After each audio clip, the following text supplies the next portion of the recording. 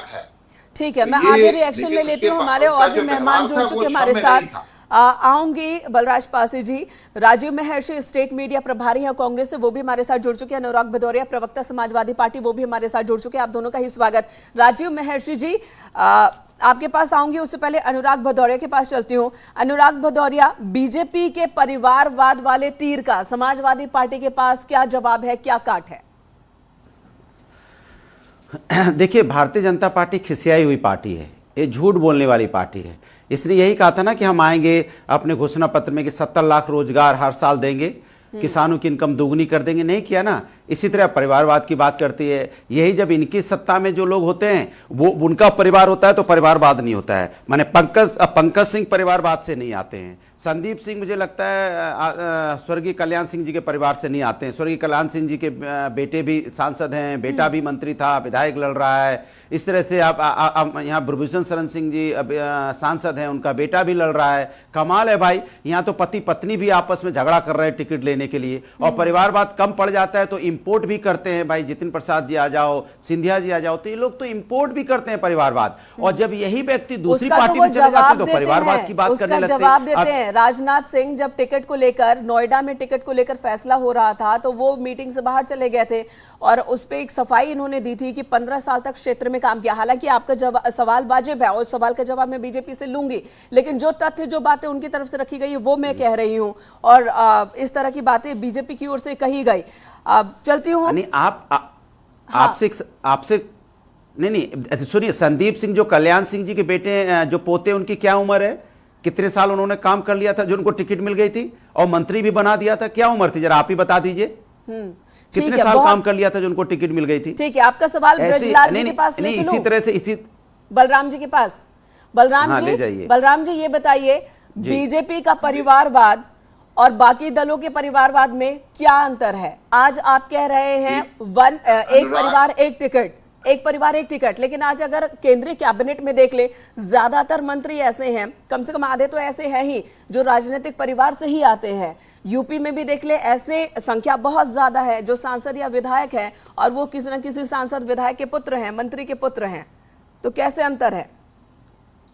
नहीं, देखिए, अनुराग भदौरिया जी बहुत सीनियर व्यक्ति हैं समाजवादी पार्टी के अंदर, लेकिन ये बात तय है, अनुराग भदौरिया जी समाजवादी पार्टी के कभी अध्यक्ष भी नहीं बन सकते और मुख्यमंत्री भी नहीं बन सकते। वहां मुलायम सिंह का बेटा अखिलेश यादव भी बनेगा और अखिलेश यादव का बेटा ही वहां मुख्यमंत्री बनेगा, लेकिन नरेंद्र मोदी का बेटा या अमित शाह का बेटा नहीं बनेगा। हमारे राष्ट्रीय अध्यक्ष इससे पहले कौन थे और आगे वाला कौन अध्यक्ष होगा ये किसी को नहीं पता है। परिवारवाद का मतलब है कि पहले से निर्धारित हो जाना, कि कुर्सी पर काबिज होना।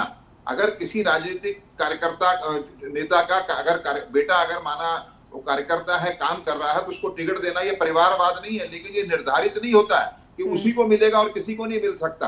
क्या अनुराग भदौरिया जी कभी जो है समाजवादी पार्टी इसकी मुख्यमंत्री बन पाएंगे? क्या उनको अध्यक्ष बन पाएंगे? अनुराग जी जवाब दीजिए। अनुराग जी जवाब दीजिए। बीजेपी में सड़क पर संघर्ष करता है जब कोई, तब उसे टिकट मिलता है। ये नहीं कि अगर वो अध्यक्ष का बेटा है तो अध्यक्ष बनेगा, सीएम का बेटा है तो सीएम बनेगा। ये बीजेपी का कल्चर नहीं है। वही मैं जान देखिए, बीजेपी परिवारवाद अपने हिसाब से चेंज करती है। जैसे जैसे उनको जब उन पे आरोप लगने लगता है कि आपके यहाँ तो माने बाप भी है, बेटा भी है, पोता भी है, सब है, तब उसको दूसरी तरफ मोड़ करने की कोशिश करती है। कोई अध्यक्ष नहीं बन सकता। मैं पूछा, कर्नाटक के मुख्यमंत्री के पिताजी क्या थे? मुख्यमंत्री नहीं थे क्या?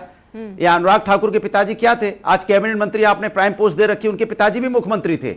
तो आप क्या बातें करते हो, आपको ये नहीं पता चलता है। इसलिए भारतीय जनता पार्टी हमेशा परसेप्शन बनाने की कोशिश करती है मीडिया के माध्यम से या सोशल मीडिया के माध्यम से। हम परिवार, सबसे ज्यादा परिवारवाद तो आपके यहाँ है। अरे आप जिनकी बात कर रहे हो कि आपके गृह मंत्री जी अमित शाह जी की बात करो, उनका बेटा तो सेक्रेटरी बना बैठा हुआ, कुछ दिन बाद बीसीसीआई का अध्यक्ष भी बन जाएंगे। आप कह रहे हो कि हमारे यहाँ कोई होता ही नहीं है। अरे आपके यहाँ जिनका परिवार है वो पदों पे है, अब जिनका परिवार नहीं है वो कैसे पद पे आएगा, ये बता दीजिए मुझे। मैं आपसे सीधा सवाल पूछना चाहता हूँ।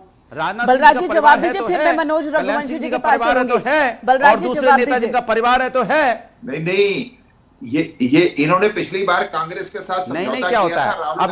नहीं हो गया। अब जवाब नहीं है तो नहीं हो गया। जवाब तो सुन लीजिए। वसुंधरा राजे क्या थी? चीफ मिनिस्टर नहीं थी?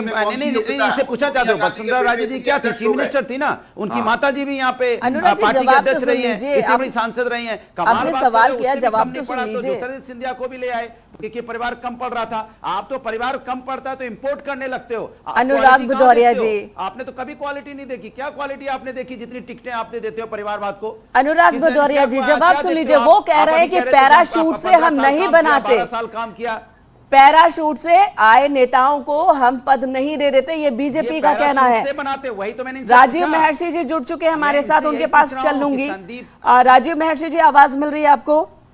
नमस्कार जी नमस्कार जी। और इस वक्त अगर परिवारवाद की बात करें तो कांग्रेस के लिए कभी ये संजीवनी की तरह ये शब्द हुआ करता था, लेकिन आज लगता है कि कांग्रेस बहुत ज्यादा परेशान है। बहुत कोशिश हो रही है कि परिवारवाद इस शब्द से पीछा छूट जाए, छूट नहीं रहा है। उत्तराखंड में हरीश रावत है, प्रीतम सिंह है, वो लगातार अपने बेटे बेटी के लिए टिकट का प्रेशर बना रहे हैं। उधर पंजाब में चन्नी के भाई को वो निर्दलीय अब उतरने को तैयार है, आपने टिकट नहीं दिया, तो परेशानी बढ़ रही है परिवारवाद इस शब्द से। नहीं देखिए, मेरा ये मानना है कि जो हमारे वरिष्ठ नेता हैं, हमारी जो हाईकमान जो दिल्ली में है, वो निश्चित तौर पर उस पर जो निर्णय है हमारी हाईकमान लेगी। किसको टिकट देना है, किसको टिकट नहीं देना है, परिवारवाद है, परिवार में है या परिवार से बाहर है, ये सारे निर्णय हमारी हाईकमान के ऊपर जो है निर्भर करते हैं।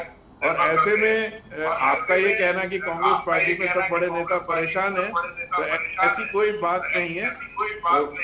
सभी लोगों का ये मानना है कि हमारे यहाँ जो अच्छे प्रत्याशी होंगे, जो जिताऊ प्रत्याशी होंगे, जो सशक्त होंगे और चुनाव के रण में उतरने के लिए पूरी तरीके से तैयार होंगे, ऐसे लोगों को जो है टिकट दिया जाएगा। फिर परेशानी किस बात की है? परेशानी किस बात की है? हरीश रावत जी अपने बेटे के लिए टिकट मांग रहे हैं, प्रीतम सिंह उन्होंने तो विदेश से अपने बेटे को बुला लिया, इस्तीफा दिलवा दिया कि यहाँ पर आओ, और टिकट नहीं मिल पा रहा है। परेशानी फिर किस बात की है? मैंने आपसे जैसा कहा कि कोई इस प्रकार की परेशानी कांग्रेस पार्टी में मैं नहीं समझता हूँ कि है, और हमारे तमाम जो बड़े नेता हैं काफी सूझबूझ रखते हैं और काफी अनुभवी है। और मैं हमारी जितने भी यहाँ पर दल हैं उत्तराखंड में, यदि आप अनुभव वाले नेताओं की बात करेंगी तो सबसे ज्यादा अनुभवी नेता। लेकिन सरिता आर्य तो कह रही है कि कांग्रेस कहती कुछ है करती कुछ है, कहती है महिलाओं का सम्मान, लड़की हूँ लड़ सकती हूँ, और उन्हें सम्मान नहीं मिला और वो चली गई बीजेपी में। महिलाओं में भी कांग्रेस पार्टी ने हमेशा यही कहा है, महिलाओं के केस में भी यही कहा है कि जो जिताऊ महिलाएं हैं, जो सशक्त महिलाएं हैं, जो काम करती है, जो जनता से जुड़ी हुई महिलाएं हैं, निश्चित तौर पर यदि तो सरिता आर्य काम नहीं कर रही थी तो फिर वो उत्तराखंड महिला कांग्रेस की अध्यक्ष क्यों थी? देखिए, वो अध्यक्ष क्यों थी ये तो कोई सवाल नहीं है। उन्हें किया। ठीक है, आपकी आवाज में थोड़ी दिक्कत आ रही है, आपके पास लौटूंगी। मनोज रघुवंशी जी के पास